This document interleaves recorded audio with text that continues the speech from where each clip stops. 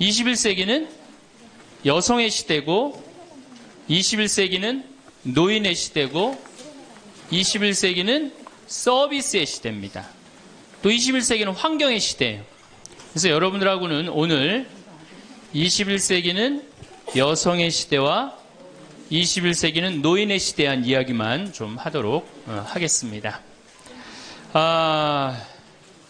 3번에 제가 3번이 아니고 분당에 이렇게 나가보면은 먹자골목에 가보면 낮에 가보면은 전부 여자 천지예요. 여자들. 네.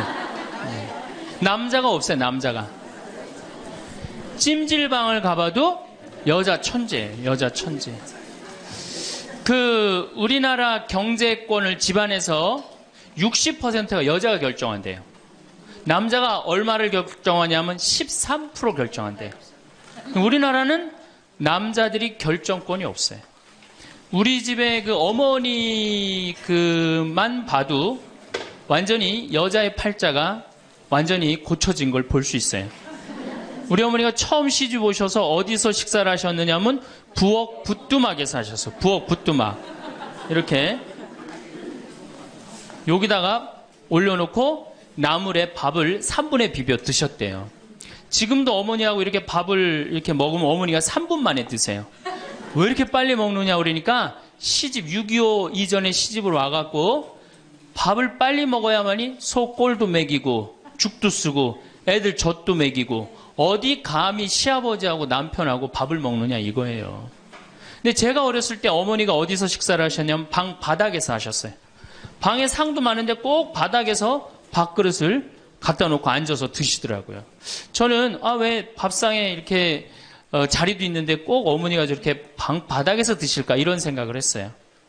근데 어머니는 사실은 출세한 거죠. 부엌에서 방으로 들어온 것만 해도 출세한 거예요. 네. 20년 만에 방에 들어와서 식사를 하신 거예요. 근데 제가 신학교에서 방학 때 와보니까 놀라운 일이 벌어지셨어요. 어머니 밥그릇이 밥상 위로 올라왔어요. 아버지하고 마주보고 식사를 하시더라고요. 이걸 뭐라고 그러냐면 맘먹는다고 그럽니다.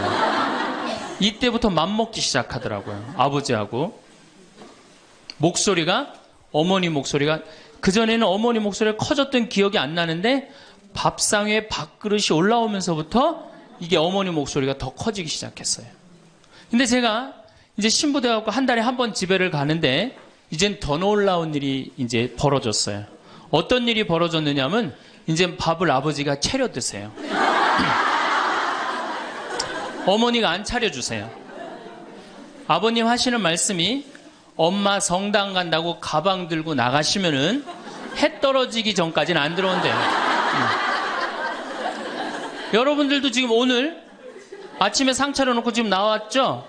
남편이야 밥을 먹곤 말건 이게 완전히 세상이 바뀐 거죠. 어떻게 감히 남편 밥을 안 차려주고 강원도까지 옵니까? 점심 한 끼인데요. 뭐 이렇게 간이 커졌다니까 여자들이. 자, 그런데 우리 아버님은 한 달에 레지오 4일, 그 다음에 구역 밥모임 4일, 그리고 당신 개모임 한 4일, 12일을 나가서 드세요. 어머니가. 아버님이 12일을 밥을 차려 드시는데 불만을 안 삼으세요. 무슨 생각으로 불만을 안 삼나 했더니 이 늙은 나이에 내가 이 집에서 쫓겨나지 않고 밥 세끼 얻어먹는 것만 해도 감사하다. 여러분들 젊은 사람들의 이혼은 줄어드는데 황혼 이혼은 지금 늘어나고 있어요. 황혼 이혼은. 그러니까 늙어서 안 쫓겨나는 게 그것도 여자한테 안 쫓겨나면 감지덕지한 거죠. 그러니까 세월이 50년 만에 완전히 바뀐 거예요. 여러분들 2002년에 판사 임용고시에 1등부터 10등까지 6명이 여자였어요. 2006년에 판사가 110명이 됐는데 남자가 56명, 여자가 54명. 근데 2007년에 판사가 90명이 임용이 됐는데 남자가 38명, 여자가 52명, 남자가 38명. 그러니까 2배가 많은 거예요. 예. 훨씬 여자가 많은 거예요. 이 작년에 외무고시 31명이 합격을 했는데 남자가 10명, 여자가 21명.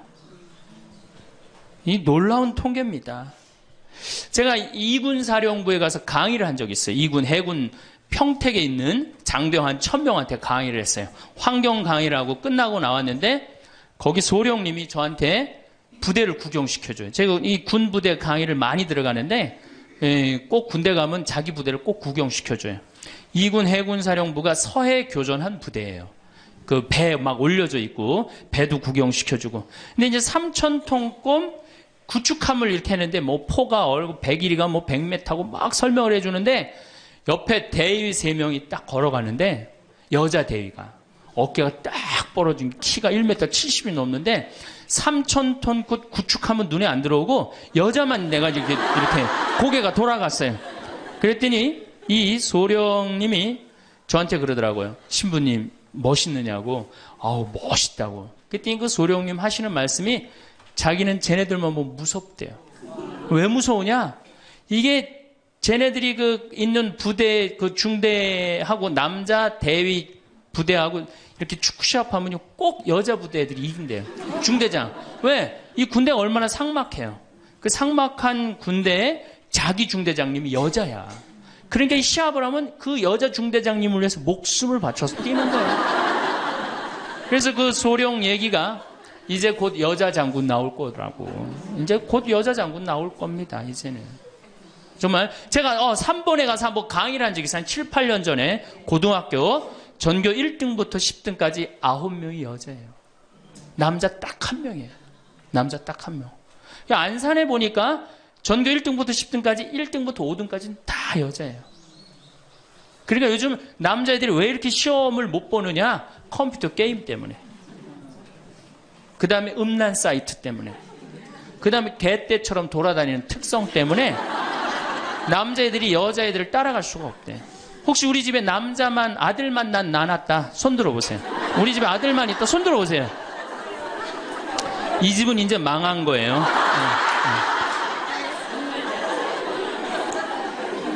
여러분들이 지금 조금 새말적으로 멀리 돌아오셨는데 거기에 횡성고등학교 민족4강고등학교가 있어요.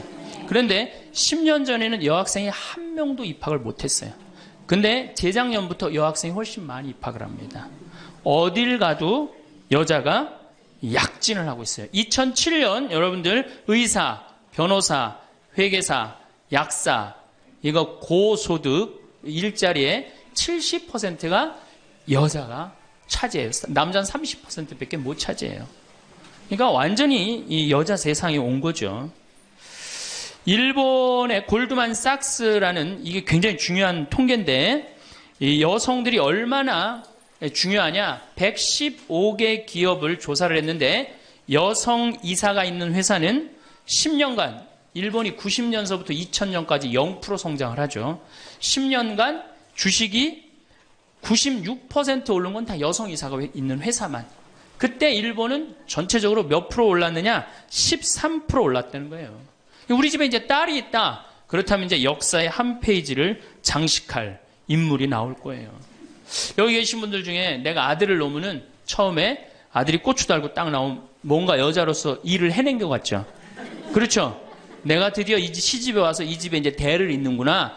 그리고 이놈이 이제 고추를 달고 막 뛰어다니면 그렇게 뿌듯하대요. 쳐다만 봐도. 그렇죠. 근데 이제 이놈이 이제 고등학교에 가고 콧수염이 나기 시작하면은 멀어지는 거예요. 사촌이 돼버리는 거예요. 사촌이. 엄마를 봐도 말도 안 하고 씩 자기 방에 들어가고 다정하게 말 건네는 게 없어요. 뭐 어렸을 땐 막 안기기도 했는데 이건 뭐 자기보다 훨씬 큰 놈이 안기지도 않고 이 대학교 가면은 얼굴 보기 힘들어지는 팔촌이 됩니다. 이제 장가를 가면 이제 사돈이 돼버리죠.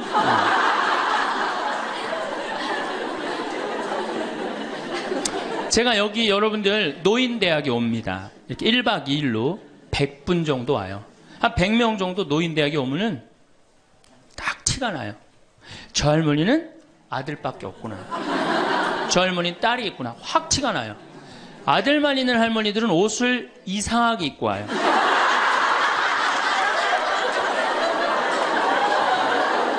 그 몸빼 바지 비슷한 거 입고 와요. 아들만 있는 할머니. 아니 관광버스를 타고 여기까지 오는데 1박 2일을 오는데 멋을 좀 내야 되는데 하여튼 몸빼바지 비슷한 거 입고 와요. 파마를 해도 어떻게 하고 오느냐? 철모 뒤집어 쓴 거 같이 이렇게 하고 와요. 파마를 하고 와도.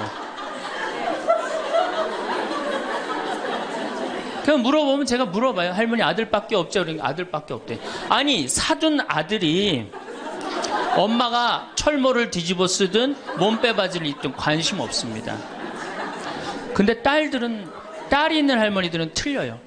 딸이 있는 할머니들은 이 스카프를 하고 와도 색깔이 벌써 뭐 보라색에 벌써 틀려요. 이 파마 웨이브가 틀려요. 딸이 있는 할머니들은. 네, 딸이 있는 할머니들은 파마 웨이브가 틀려요.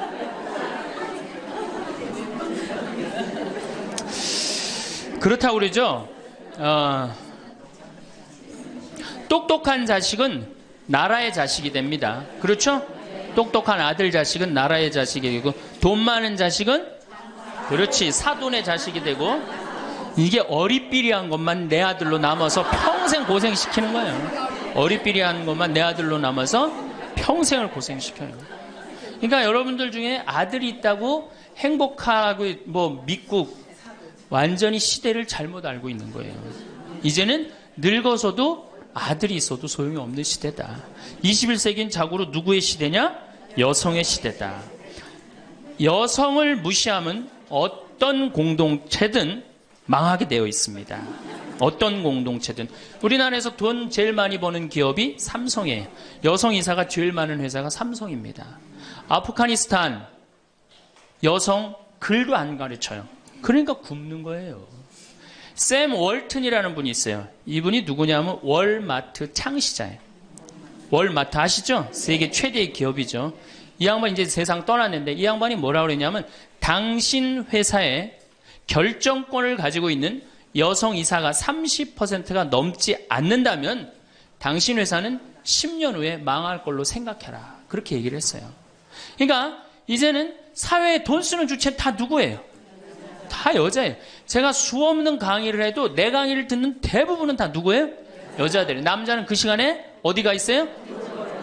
노예처럼 돈 벌러 나가면은 그거 먹으러 다녀, 강의 들으러 다녀. 그러니까 돈을 쓰는 주체가 여성이기 때문에 여성을 이해하지 못하는 공동체는 망하게 돼 있어요. 그 많은 기업가들이 그걸 간파한 거예요. 제일 먼저 망할 때가 어디야? 한국 천주교. 모든 결정권이 누가 있어요? 남자들이 있잖아요. 주교님, 신부님들이 다 결정하잖아요. 난 걱정이 앞서요.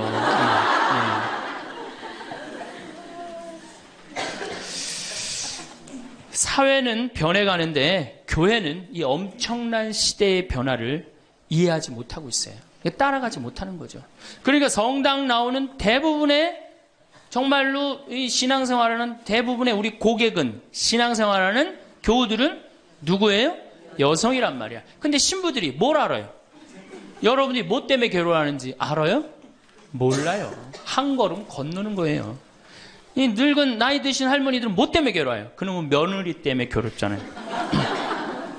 근데 우리가 며느리 때문에 괴로워하는 시어머니를 잘 이해합니까? 못하죠. 젊은 여러분들은 뭐 때문에? 죽지도 않는 시어머니 때문에 괴롭잖아요. 성당에 와서 앉아있어도 답답한 거예요. 정말 그런 뻥 뚫리는 얘기 별로 못 들어요. 그러니까 우리 천주교가 사실은 뭐 400만이다 500만이라 그래도 미사 참여는 120만 밖에 참여를 안 합니다. 그러니까 네 식구 중에 한 식구만 주일날 와서 밥 먹는 거예요. 망한 거죠, 사실은. 엄격하게 보면은. 근데 이런 심각성을 잘 못 느끼고 있는 거예요. 그러면은 여성들이 왜 이렇게 갑자기 살기 좋은 세상이 됐느냐? 이유가 있어요. 20세기에 10대 발명품이 있습니다. 여러분들 그게 뭐냐면은 상대성 이론, 원자탄 2차 세계대전을 끝낸 거, 페르마의 마지막 정리, 자동차, 비행기, DNA 이중 나선 구조, PC, 인터넷, 물리학의 양자역학. 이게 20세기 최대의 발명품인데 최대의 발명품은 1961년 독일 쉘링사에서 나온 아나보나라는 피임약이에요. 그럼 피임약이 나오기 전에 우리 어머니 세대 70, 80이 된 어머니 세대는 애를 몇 낳았어요? 10명. 아, 멋있는 말 없어요? 한타스. 그거 멋있는 말이 아니야.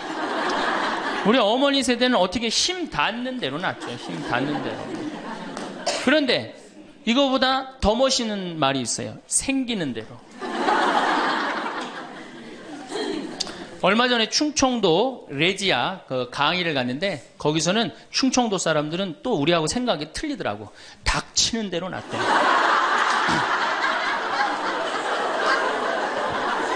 닥치는 대로 낳대.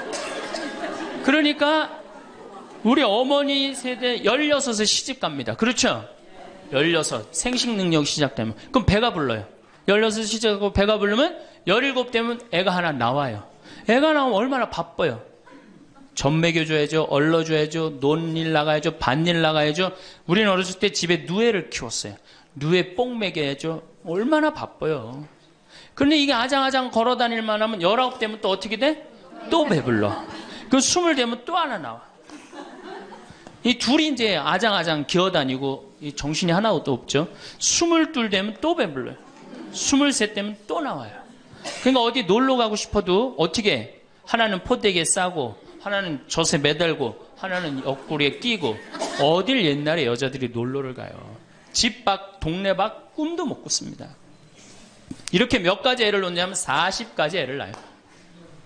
그러니까 몇 년 동안 애를 놓느냐면 25년 동안 애를 놓는 거예요. 25년 동안. 여러분들 이게 사람이에요? 25년 동안 애를 놓으면 이거는 애를 놓는 게 아니라 새끼 놓고 새끼 키우고 새끼 놓고 새끼 키우고 새끼 놓고 새끼 키우는 거예요. 그러니까 40에 내가 애를 놓으면은 그 애는 내 첫 장남의 애하고 같이 자랍니다. 그러니까 옛날에 할머니들은 요즘 젊은이들은 다 우리 아가야 그러잖아요. 근데 옛날에 할머니는 다 뭐라 그래? 아이고 우리 새끼들 그러잖아요. 막내는 새끼로 안 보이죠. 강아지로 보입니다. 강아지. 아이고 우리 강아지. 그러니까 25년 동안 저렇게 새끼 놓고 새끼 키운 여자 머릿속에 든 게 있느냐? 머릿속에 든 게 있을 수가 없어요. 그렇게 바쁜데 무슨 생각할 시간이 어디 있어요. 그래서 머릿속에 든 거 없는 여자가 집안일 챙겨나면 그 집 망한다. 그래서 암탉 꼬꼬댁 하우스 폭삭 그랬어요. 옛날에는.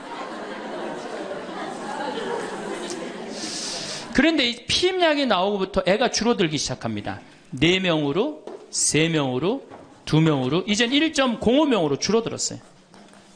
여자가 애 놓는 시간이 1년으로 줄어들었어요. 1년으로. 여자한테 몇 년의 시간이 자유시간이 주어져요? 24년의 자유시간이 주어진 거예요. 자, 24년 동안 여자들이 사법고시 보고 행정고시 보고 외무고시 보고 육사 가고 해사 가고 공군사관학교 가고 경찰대학 뭐 1, 2, 3등 수석 졸업 육사 해사 수석 졸업 이건 다 이제 옛날 얘기에 다 휩습니다. 그러니까 여러분들 가정에 우리 집에 아들만 있다. 이 집은 뭐예요? 망한 거예요. 그래서 내가 딸을 둘 놓으면 뭐? 금메달. 그렇죠? 아들 하나 딸 하나 놓으면 은메달. 아들만 둘 놓으면 목메달. 그래 목메달. 동메달이 아니에요. 목메달이에요. 목메달은.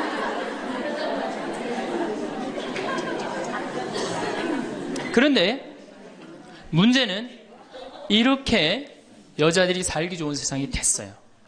이렇게 살기 좋은 세상이 됐는데 참 불행하게도 대한민국에서는 여자들이 이 사회를 주도해 나가는 주도 세력이 못 됩니다.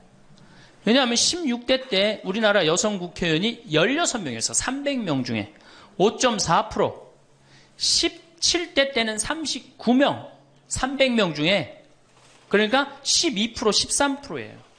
그런데 여러분들 정말로 잘 산다는 스웨덴은 국회의원이 42.7%, 덴마크는 29.8%, 30%예요. 그러니까 여성들이 사회에 진출해서 그 사회를 변화시키려고 굉장히 노력을 해요. 근데 우리나라 여성들은 사회가 뒤집어지든 엎어지든 지금 바로 여러분들 세대, 지금 30대, 40대, 50대 요 세대들은 관심이 없어요. 엎어지든 뒤집어지든. 지금 여러분들 우리나라 4급 공무원 100명 중에 여자 공무원이 몇 명인 줄 아세요? 딱 5명이에요. 그러니까 미국의 대사분이 우리나라에 이제 있다가 이제 미국에 가면서 한 신문의 칼럼에 글을 쓰고 갔어요. 대한민국 이상하다. 이렇게 여자들이 대학까지 나오는, 이렇게 많이 나오는 나라도 없다. 그런데 대학까지 나온 이 고급 인력이 시집만 가면 다 자기를 관둔다. 참 이상하다. 그래서 한국이 발전을 못하는 거예요.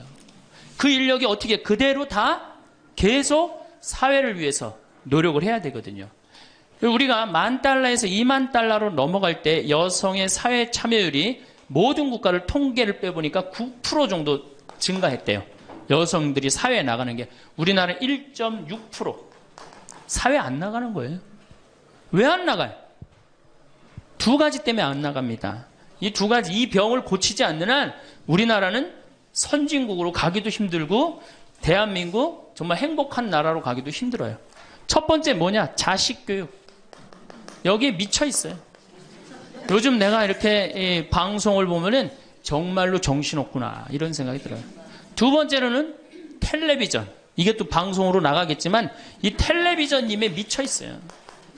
텔레비전. 이 두 가지 여자들이 완전히 미쳐서 사회에 건강한 세력이 되지 못하는 거예요. 그럼 자식 교육을 가만히 보면은 한번 보세요. 내가 이제 딱 아기를 가졌어. 임신을 했어. 요즘 젊은 엄마들이 임신을 딱 하면은 얼마나 이뻐요. 지금 이제 해도 나고 이제 조금 있으면 더 멋있어질 것 같은데 강도 예쁘고 산도 예쁘고 꽃도 예쁘고 하늘도 예쁘잖아요. 그럼 내가 세상에 태어나갖고 정말 이렇게 행복하게 살았으면 좋겠다 이런 생각하는 엄마들 거의 없어요. 임신을 하는 순간 내 뱃속에 서울대학 C가 들어왔다고 생각을 해요. 이게 얼마나 불행해요. 그래갖고 뱃속에 있는 애한테 글자를 가르칩니다. 도화지를 이렇게 오려서 대한민국, 대통령, 뭐 변호사 뭐 이런 거. 그 다음에 이제 요즘 또 2개 국어를 알아듣는다고 How are you today, my baby? It's raining. 비 온다 이거죠 오늘. 사실 여러분들 태아는 뱃속에 있으면서 10달 동안 잔다고 그래요. 그 애한테 그래서 그걸 뭐라 그래? 태교라고 그러잖아. 교육을 시키는 거 뱃속에 있을 때부터. 얼마나 불행합니까? 뱃속에 있을 때부터 교육을 받으니. 그러니까 엄마의 태를 열고 세상에 나왔어. 그래갖고 3번에 이제 아파트촌이죠.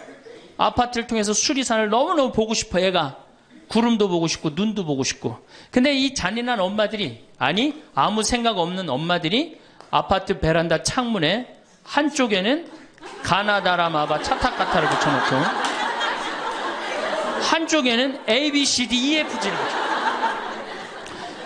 수리산을 보고 싶어도 보여요 안 보여요? 글자에 가려서 안 보이는 거예요. 내가 누워서 모빌이 돌아가는데 기역 니은 디귿 리을이 막 돌아가요. 모빌이 겨다닐만 하면은 엄마들이 텔레비에는 텔레비전이라고 써놓고 냉장고에는 냉장고라고 써놓고 의자에는 의자라고 써놓고. 그러니까 애들이 겨다닐 때마다 글자가 없는 데가 없어요. 그러니까 요즘 애들이 몇 살이면 한글 띱니까?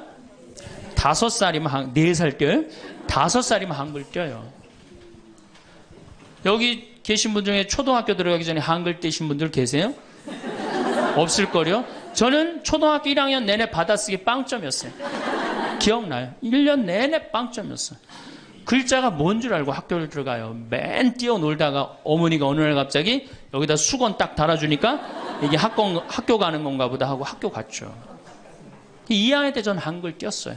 근데 내가 5살에 한글을 띈다. 흥분됩니까? 안 됩니까? 드디어 우리 집에 천재 태어났다. 저한테 데리고 옵니다. 신부님 우리 애가 천재인가 봐요. 왜요? 텔레비에 나오는 글자 모르는 글자가 없어요. 5살밖에 안 됐는데 축복기도 좀 해주세요. 안수기도 해달라는 거죠. 그럼 내가 걔 머리에 손을 얹고 뭐라고 그러냐? 이제 네 인생은 쫑났다.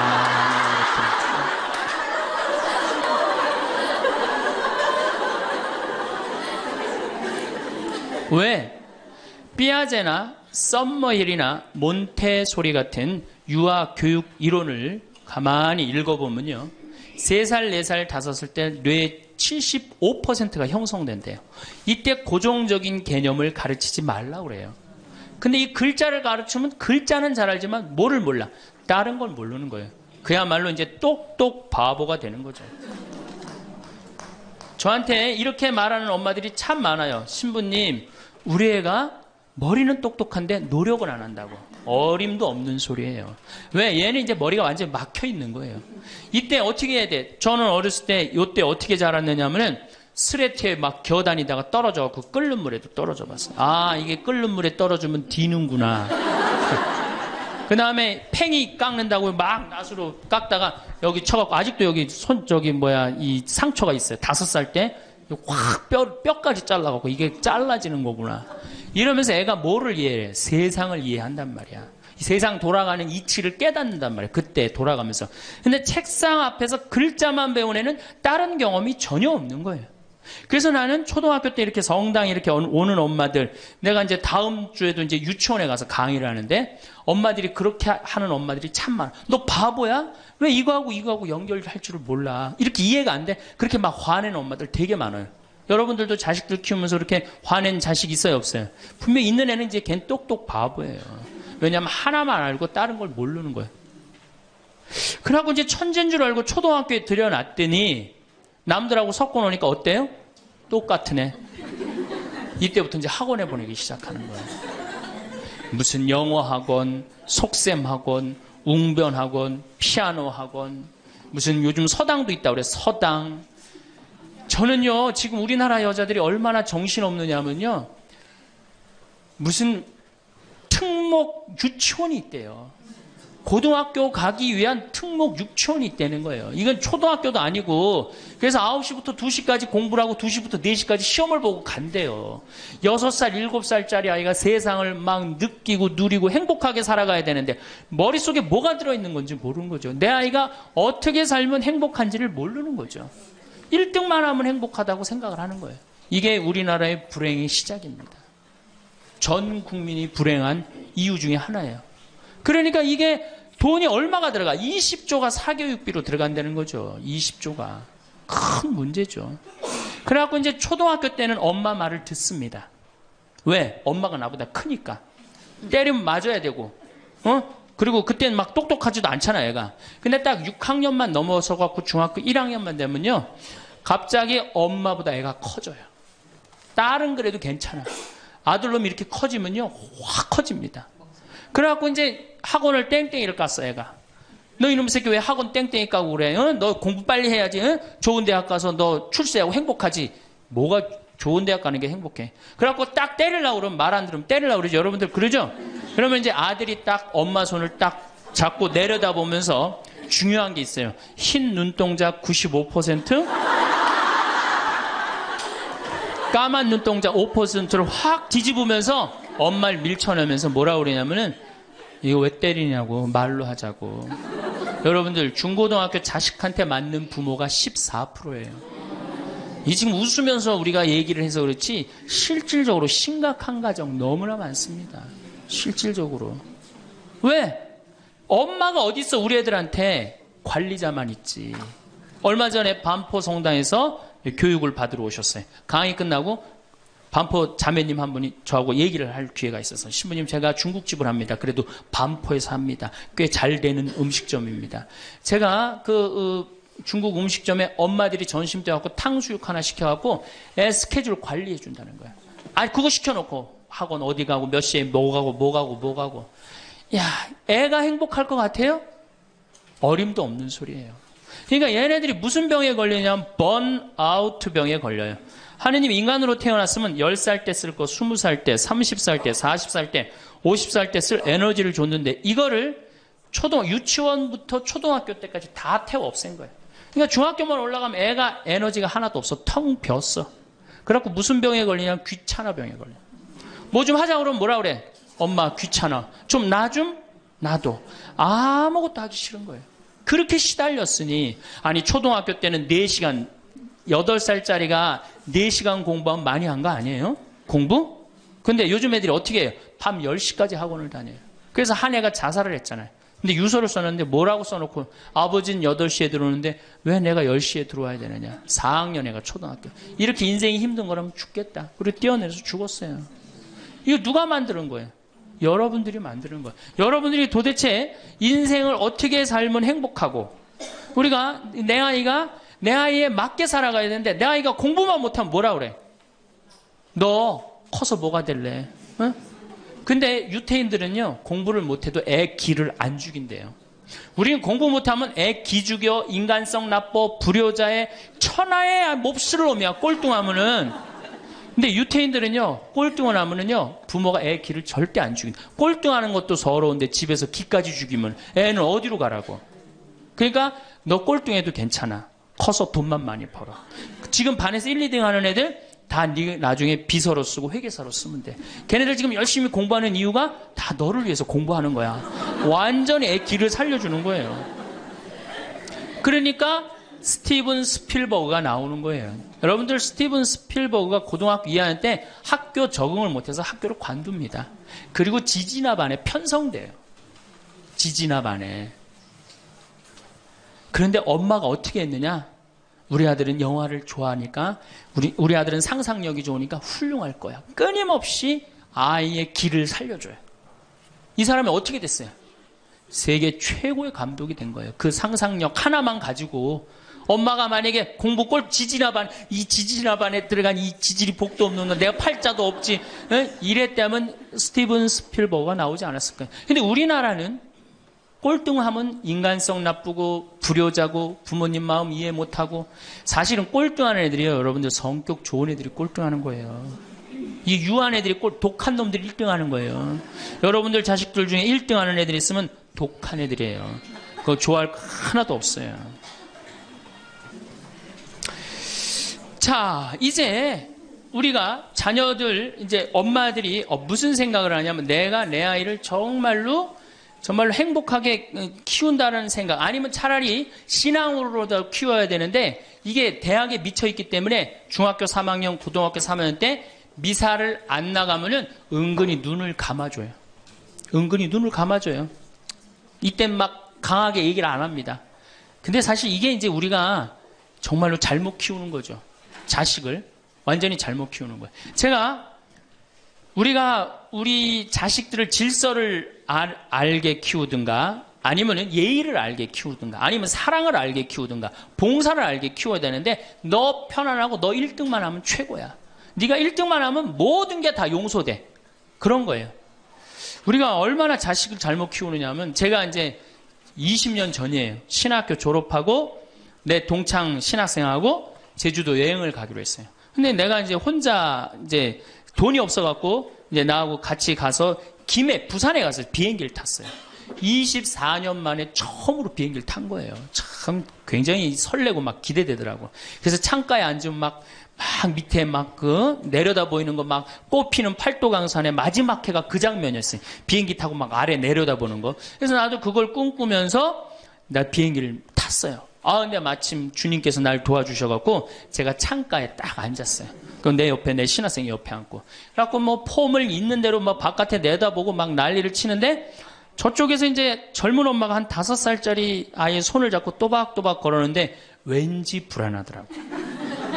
그러더니 아니나 달러 바로 내 옆자리, 내 좌석 옆자리에 딱 앉는 거예요. 근데 이 5살짜리 놈이 엄마한테 졸리기 시작하는 거야. 엄마, 나 창가에 앉고 싶다는 거예요. 그런데 이 엄마가 안 돼. 여긴 네 자리고 저긴 저 형 자리이기 때문에 너는 여기 앉아서 가야 돼. 이렇게 말하면 얼마나 좋겠어요. 내 쪽 확 돌아서더니, 학생, 우리 아들이 처음 비행기를 타는데 창가에 앉고 싶으니까 자리 좀 양보해달라는 거예요. 여러분들, 5년 만에 처음 탄 놈이랑 24년 만에 처음 탄 놈이랑 어느 놈이 더 애절할 것 같아요? 이건 24년 만에 탄 놈이 훨씬 애절해요. 그런데 제가 나도 처음 탔기 때문에 자리를 못 양보하겠다 이렇게 말할 수가 없더라고. 그래서 제가 자리를 양보했어요. 근데 이놈이 비행기가 뜨자마자부터 자는 거예요. 내가 내리는 동안 내내 째려보면서 결심한 게 있어요. 내가 죽을 때까지 저놈 얘기를 하리라. 그래서 지금 하는 거예요, 지금. 20년째 지금 하고 있어요. 근데 내가 이제 배를 타고 목포로 와서 이제 기차를 타고 올라오는데, 목포에서 조금 광주쯤 지났을 거예요. 어떤 아이가 초등학교 한 4학년쯤 되는 애가 막 땀을 막 삐질삐질 흘리면서 배를 움켜쥐더라고요. 너 왜 그러냐니까 배가 너무 아프대. 나는 이제 좌석이 있고 그 안에 서서 있는데, 비행기 자리도 내준 놈이 기차 자리 하나 못 내주겠어요? 너 여기 와서 앉아라. 나 괜찮으니까. 그래갖고 얘가 이제 내 자리에 앉아서 30분을 가는데 그 엄마가 한참 보더니 일으키더라고요. 너 일어나라고. 그 학생한테 자리를 내주라고. 나 괜찮다고. 근데 그 엄마 말이 아직도 기억에 나요. 내 아이가 난 질서를 아는 아이로 자랐으면 좋겠다. 아프다고 이렇게 다 하면은 나중에 커서 얘가 뭘 알겠냐. 자기 편안한 대로 살 거 아니냐. 그러니까 나를 도와달라고 그 엄마가 그러더라고요. 이제 시간이 지나서 나는 그렇게 지금 그 비행기에서 내 자리 뺏은 놈은 지금도 엄마 속을 썩일 거고 그 기차 자리에서 일어난 아이는 지금 엄마의 영광이 됐을 거예요. 근데 우리가 자식을 키울 때 어떤 기준으로 키우느냐, 이 굉장히 중요합니다. 어쨌든 신부님은 결혼을 안 해갖고 자식의 소중함을 몰라서 그런 답답한 소리를 합니다. 그래갖고 이제 어떻게 내 아이가 이제 서울대학을 갈 줄 알았더니 지방 무슨 제3대학을 졸업을 했어. 네. 졸업을 해갖고 취직을 했어. 그럼 부모 역할 다 한 거야, 안 해요? 부모 역할 다 한 거예요. 역사적으로 자식이 농사를 지을 줄 알았으면 부모 역할 다 했어요. 공자님 시대 평균 연령이 몇 세였냐면 38세였어요. 16에 시집을 가갖고 32, 33 때면 내 아이가 16이 됐을 때 부모가 기다려줬어요? 안 기다려줬어요? 안 기다려줬어요. 죽었어요. 그러니까 옛날에는 자식이 부모한테 애절합니까? 안 애절합니까? 애절해요. 죽지 말라고. 그러니까 옛날엔 장남이 어머니, 아버지 돌아가시면 어떻게 해? 손가락 깨물어서 단지해드렸어요. 입에다 피 넣어드렸어요. 그건 어느 장남이나 부모가 30대 돌아가면 다 합니다. 그리고 허벅지 잘라갖고 고기 먹고 싶다면 자기가 직접 해주고. 그게 뭐 상상이 안 가는 일이지만 옛날에는 그게 가능했어요. 왜? 이렇게 날 키우고 지금 죽으면 어떻게 하느냐. 그리고 옛날에 장남이 죽지 말라고 그러는 이유가 있어요. 왜 죽지 말라고 하면 동생이 13, 17, 4, 1살이란 말이야. 아니 이렇게 나눠놓고 지금 죽으면 이거 누가 키워야 돼? 장남이 키워야 되잖아요. 그러니까 죽지 말라고 그랬던 거예요. 근데 우리 어머니가 60까지 살았어. 그러면은 이 1살이 시집 장가가는 나이예요. 그러니까 장남이 너무 고맙다고 이렇게 내 동생 다 키워줘서 너무 고맙다고 잔치를 해준 게 바로 회갑잔치, 환갑잔치예요. 그러니까 옛날에는 환갑이 굉장히 의미가 있었어. 그런데 요즘은 환갑을 차려줬는데도 이게 안 죽네.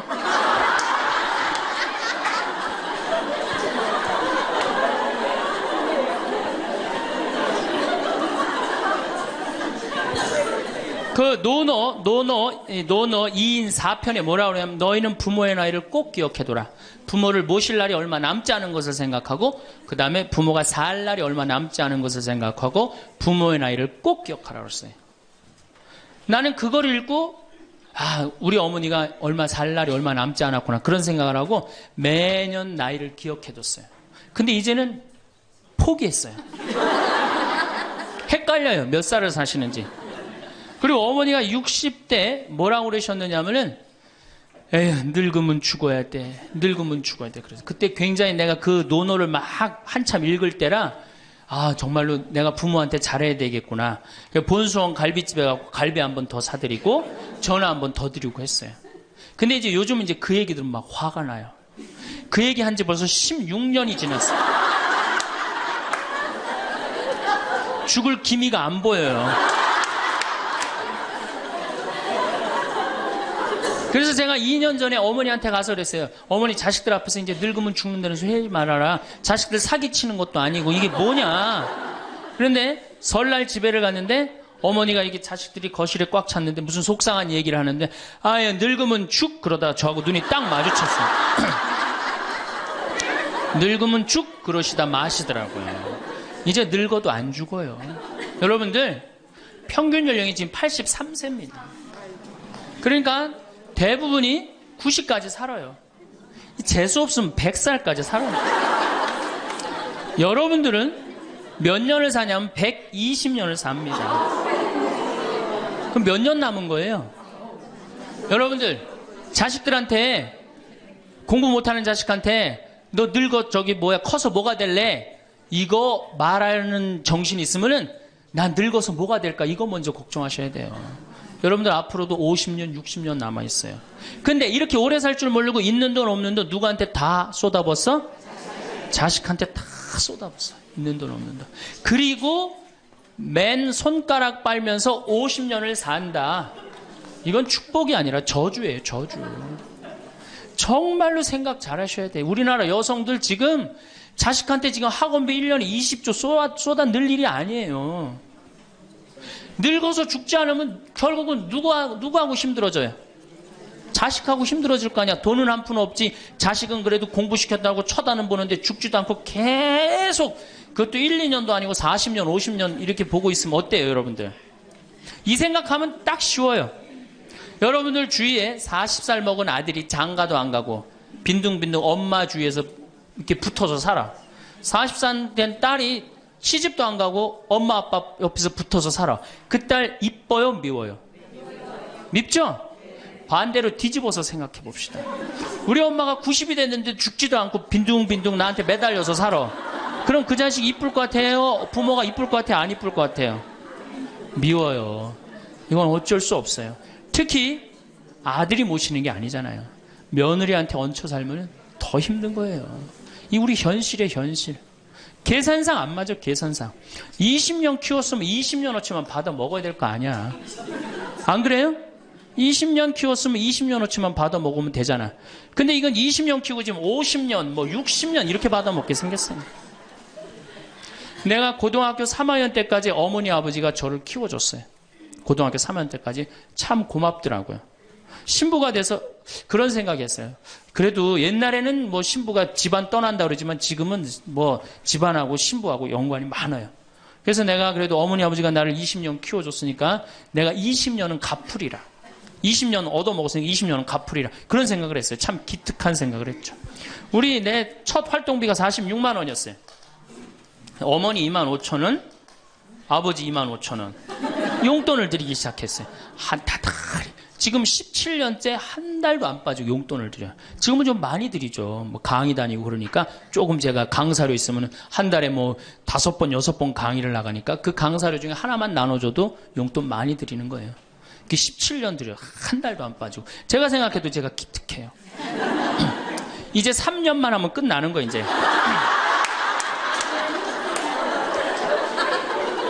3년만 하면 끝나는데 집에 가보면은요 3년으로 끝날 것 같지가 않아요.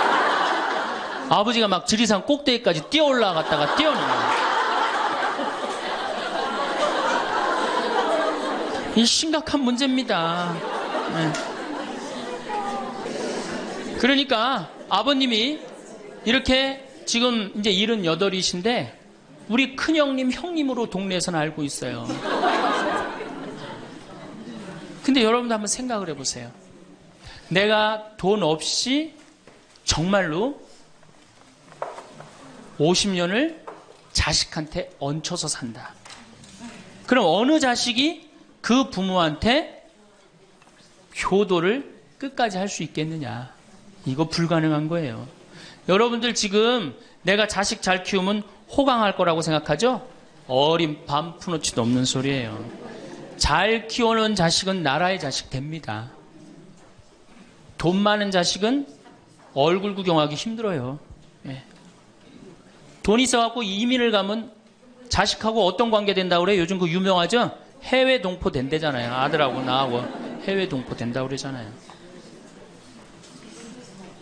근데 이제 여러분들만 이제 안 죽는 게 문제가 아니에요. 우리 신부들도 안 죽네.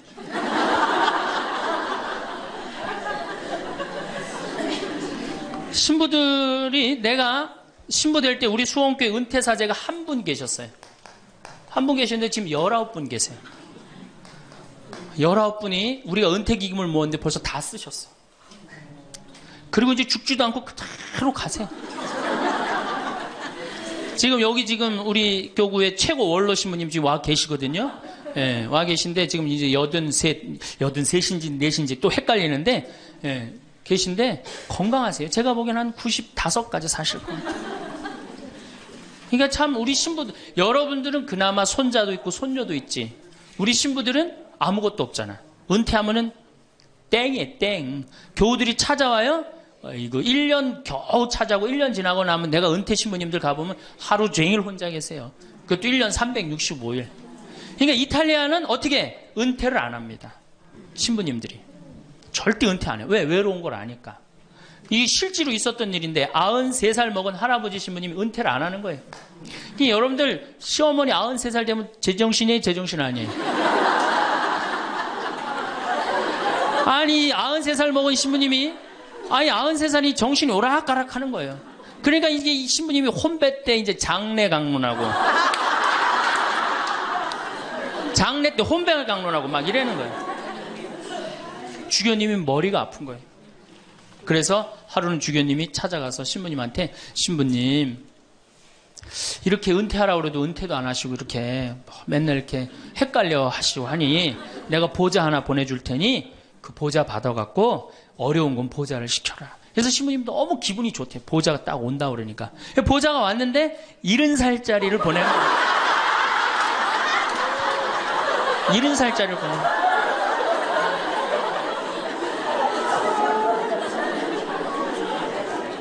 이제 여러분들 인생은요 60부터라는 거 옛날에 많이 들었죠? 실질적으로 인생은 60부터예요. 우리 이런 노래 알죠? 노세 노세 젊어 노세 늙어지면 못 노나니 이런 노래 있죠? 이게 100년 전에 우리 조선시대의 평균 연령이 46세였어요. 이때는 늙어서 놀 수가 없었어. 왜? 젊어서 다 죽었으니까. 근데 이 노래 이제 완전히 고쳐야 돼.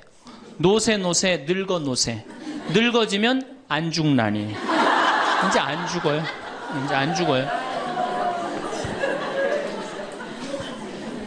이제 제가 다음 시간에는 그럼 노년에 대한 이해에 대한 말씀을 드릴 겁니다. 왜 우리가 노년을 잘 이해해야 되느냐? 이게 우리 사회에 아주 중요한 문제이기 때문이에요. 아주 중요한 문제예요. 그리고 자식교육, 아까 자식교육하고 텔레비전, 이 텔레비전님을 우리가 쳐 없애야만이 우리가 행복한 삶을 살 수 있어요. 그래서 여러분들 다음 시간에는 제가 이 두 가지에 대해서 좀 자세히 이야기하도록 하겠습니다. 네. 감사합니다.